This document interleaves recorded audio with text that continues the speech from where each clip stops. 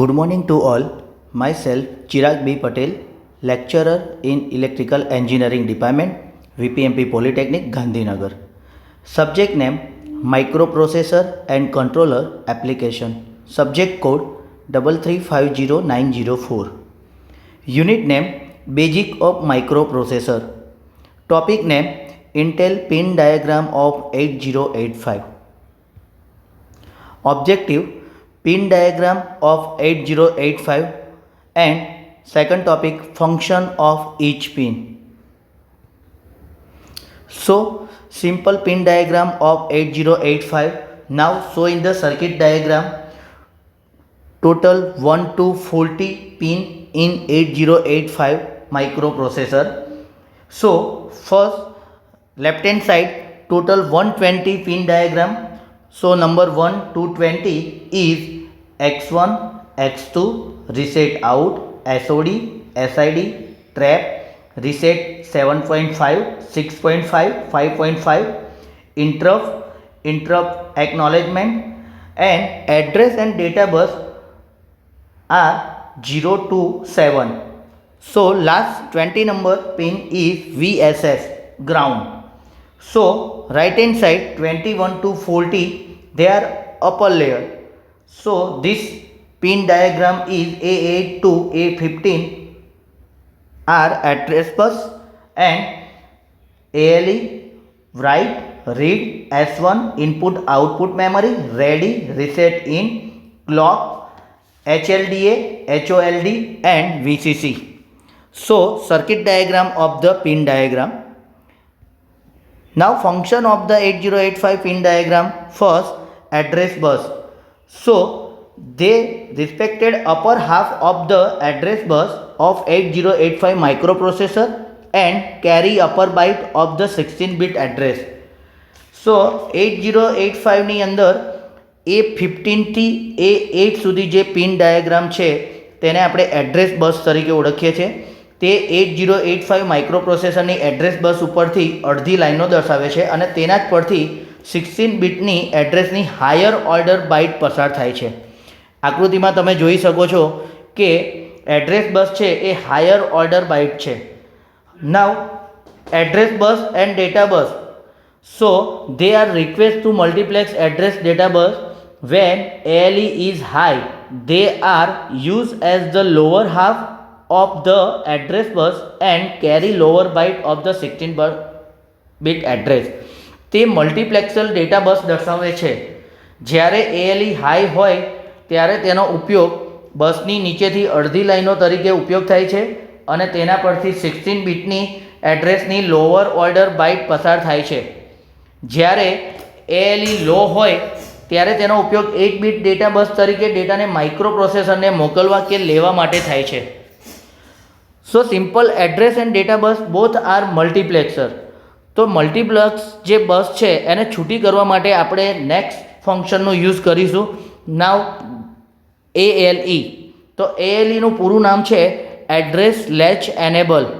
So what is the meaning of ALE? So it stands for the address latch enable. It is used to demultiplex multiplex address data bus AD7 to AD0. Address અને data બસને અલગ કરવા માટે address latch એનેબલનો use થાય છે. Now another function is status signal and another status signal. So first status signal is input output memory and another status signal S0 to S1. So first status signal input output and memory. So they are the full name of input output memory. It different between the input output and memory operation.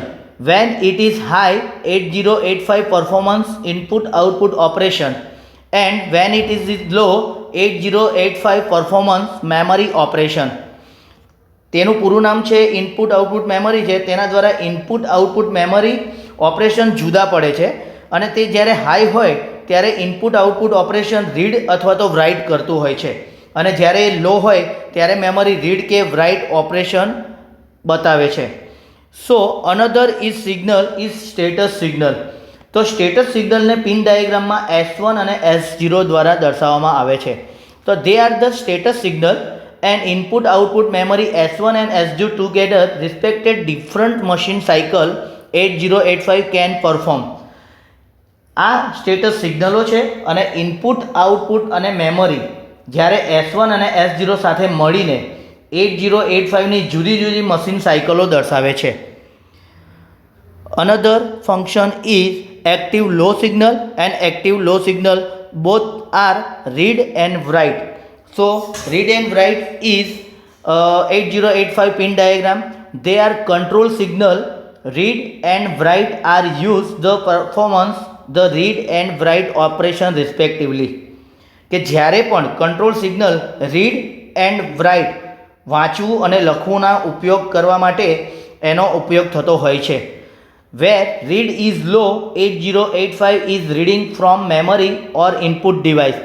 When write is low, so 8085 is writing to memory location or output device. જ્યારે પણ 8085માં memory કે input device પરથી data વાંચવા મળતો હોય ત્યારે જો right લો હોય તો 8085 મેમરી કે આઉટપુટ ડિવાઇસ ડેટા મોકલે છે અને રીડ જો લો હોય તો 8085 મેમરી કે ઇનપુટ ડિવાઇસ સાથે ડેટા વાંચવાની કોશિશ કરશે.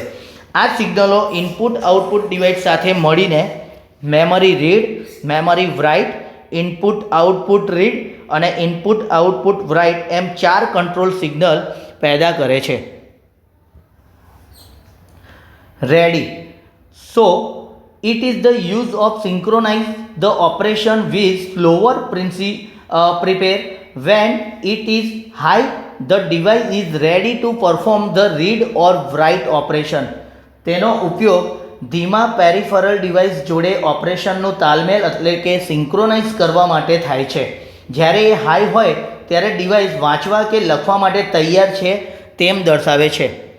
નાવ HOLD and HLDA hold and hold acknowledgement. તો this signal are use with DMA controller. DMA controller use hold to send the request for generating the control of base of microprocessor.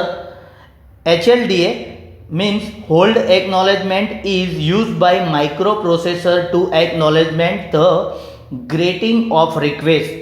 આ સિગ્નલો DMA control સાથે વપરાય છે અને DMA controller hold સિગ્નલનો ઉપયોગ માઇક્રોપ્રોસેસરની બસોનું નિયંત્રણ પોતાની પાસે લેવા માટે વિનંતી કરે છે. હવે હોલ્ડ એકનોલેજમેન્ટનો ઉપયોગ માઇક્રોપ્રોસેસર દ્વારા જે વિનંતી મળેલ છે તેને માન્ય રાખેલ છે એવો સંદેશો મોકલવા માટે થાય છે. Interrupt INTR. It is the general purpose interrupt and also maskable. It is enable and disable by EI and DI instruction. So તે એક જનરલ હેતુ માટેની ઇન્ટરપ્ટ છે અને માસ્કેબલ પણ છે. તેને એનેબલ અને ડિસેબલ ઇન્ટરપ્ટ દ્વારા કાર્યરત છે કે નહીં અથવા તો બંધ છે એમ કરી શકાય છે. નાઉ સેકન્ડ ઇઝ INTA.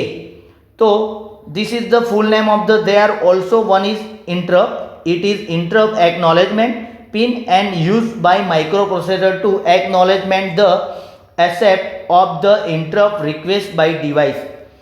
તે ઇન્ટરપ્ટ એક નોલેજ પિન છે અને તેનો ઉપયોગ ડિવાઇસ દ્વારા મોકલવામાં આવેલ વિનંતીને માન્ય રાખેલ છે તેમ જણાવવા માટે માઇક્રોપ્રોસેસર દ્વારા થતો હોય છે. નાવ 3 pin RST 7.5, RST 6.5 and RST 5.5. So they are known as the restart interrupt and are maskable. They are controlled by the EI and DI instruction as well as RIM and SIM instruction. Reset 7.5, 6.5 અને 5.5 તે restart interrupt તરીકે ઓળખાય છે અને maskable છે.